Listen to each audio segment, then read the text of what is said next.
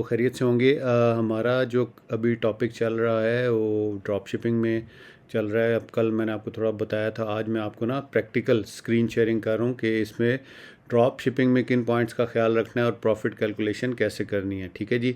तो देखें, जिस तरह नॉर्मल बिज़नेस होता है ना, उस बिज़नेस के अंदर भी हम सारा हिसाब किताब लगाते हैं कि हमने क्या क्या एक्सपेंस करने हैं। यानी कि अगर हमने कोई फ़िज़िकल बिज़नेस है जिसको ऑफलाइन बिज़नेस कहते हैं, उसमें भी हम ये देखते हैं कि जी दुकान का रेंट कितना है, कितने लोग हम हायर करेंगे, इलेक्ट्रिसिटी बिल्स एट्सट्रा एट्सट्रा। ठीक है।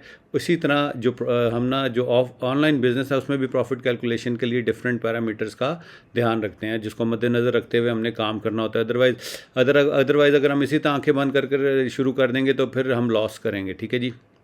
जिस तरह इसी तरह अब देखें, हर हर बिज़नेस का जो मेन मोटिव होता है, जिस तरह ये पॉइंट है कि प्रॉफिट कैलकुलेशन है। ठीक है। और प्रॉफिट मैक्सिमाइजेशन जिसे कहते हैं, बिज़नेस का मेन रूल है। उसके बाद फिज़िकल और वर्सेस ऑनलाइन में मैंने आपको सारा बता दिया, सेम वर्किंग होती है। अब जो ऑनलाइन बिज़नेस होता है ना, इसमें जिस प्लेटफॉर्म पे हम बेच रहे हैं, फ़र्ज़ करें अमेज़ॉन है, ईबे है, एटसी है या शॉपिफाई है ड्रॉप शिपिंग में, तो उसका जो भी प्लेटफॉर्म यूज़ कर रहे होते हैं वो अपना डेफिनेटली वो हमें एक प्लेटफॉर्म दे रहा है बेचने के लिए। जिस तरह दुकान हम किराए पे लेते हैं, तो ऑनलाइन में भी हम किसी प्लेटफॉर्म को यूज़ कर रहे हैं तो वो जिसने बनाया होता है, मेहनत की होती है, वो अपना भी कमीशन लेता है। ठीक है। उसके बाद हमें शिपिंग कॉस्ट पड़ती है। ठीक है। फिर वेयर हाउस की कॉस्ट पड़ती है जहाँ पर हम अपनी चीज़ें स्टोर करते हैं। अब इसमें दो सूरत हाल हैं कि अभी हम अब ड्रॉप शिपिंग के अंदर ना हम चाइना से चीज़ें नहीं करेंगे, हमने यूएसए और यूके की मार्केट से ही लेना है और उसको हमने एफबीएम करना है, एफबीए नहीं करना। तो इसलिए यहाँ पर एफबीए फीस भी इन्वॉल्व नहीं होगी। ठीक है जी। तो इसके अंदर नॉर्मली क्या होता है कि जो जो कॉस्ट हमें पड़ती है, मोटी मोटी मैं आपको बता देता हूँ। जब आप मी टू लिस्टिंग के साथ करते हैं तो आपकी जो बाय बॉक्स कॉस्ट है तो आपको 15% देनी पड़ती है। परचेजिंग, जब आप कोई भी प्रोडक्ट किसी भी सप्लायर से परचेज करते हैं तो आपको परचेजिंग टैक्स देना पड़ता है जो कि 10% है। और मैंने आपको रिकमेंड किया था कि ड्रॉप शिपिंग के अंदर जो आपके मार्जिन हैं एटलीस्ट 15% होने चाहिए। अनटिल एंड अनलेस कि अगर उसकी सेल्स वेलोसिटी अच्छी है और आपके पास बाय बॉक्स मैक्सिमम आ रहा है तो उसमें फिर आप कॉम्प्रोमाइज़ कर सकते हैं 10 से 12% के अंदर। ठीक है जी। और क्योंकि ड्रॉप शिपिंग में हम एफबीए नहीं करते, एफबीएम करते हैं, तो इसकी वजह से हमें इसमें एफबीए फीस भी नहीं देनी पड़ती। अब ऊपर मिसाल से समझते हैं। ठीक है। ये एक मैंने फ़र्ज़ करें कोई भी XYZ प्रोडक्ट है जिसके अंदर आप देख रहे हैं कि जी उसकी परचेजिंग प्राइस 12.64 है। इसका अगर हम 10% लेंगे, जो कि मैंने आपको बताया कि परचेजिंग टैक्स देना पड़ेगा, तो वो ऑलमोस्ट 1.26 बनेगा। और टोटल प्राइस इन दोनों को हम जब जमा करेंगे तो आपकी बन जाएगी 13.90। अब सेलिंग प्राइस ये आपने खुद से बनाई है। ठीक है।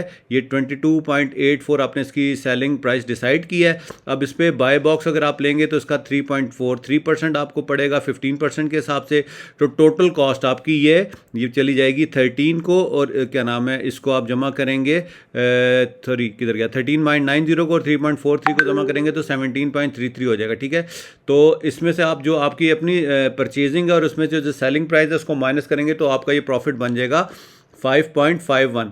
और इसके अंदर रिटर्न ऑन इन्वेस्टमेंट आपकी बन जाएगी 39.63। ठीक है जी।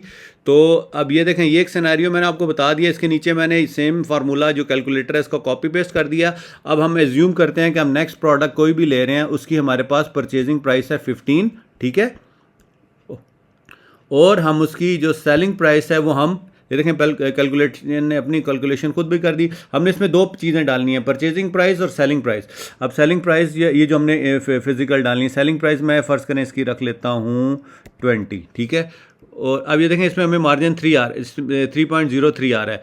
अब अगर मैं इसकी सेलिंग प्राइस रख देता हूँ, जिस तरह ये देखें 12.64 और 22.84 ऑलमोस्ट डबल के करीब है, तो मैं फ़र्ज़ करें इसकी सेलिंग प्राइस 30 रख देता हूँ और इसको एंटर करूँगा तो ये देखें इसमें मेरा ROI 54.55 हो जाएगी और ये सारी कैलकुलेशन इसने ऑटो पे कर ली है। ठीक है। तो ये सारा आज प्रॉफिट कैलकुलेशन का था सिलसिला। इंशाल्लाह एक नए टॉपिक के साथ जल्दी आपसे मुलाकात होगी। तब तक अपना बहुत सारा ख्याल रखिएगा।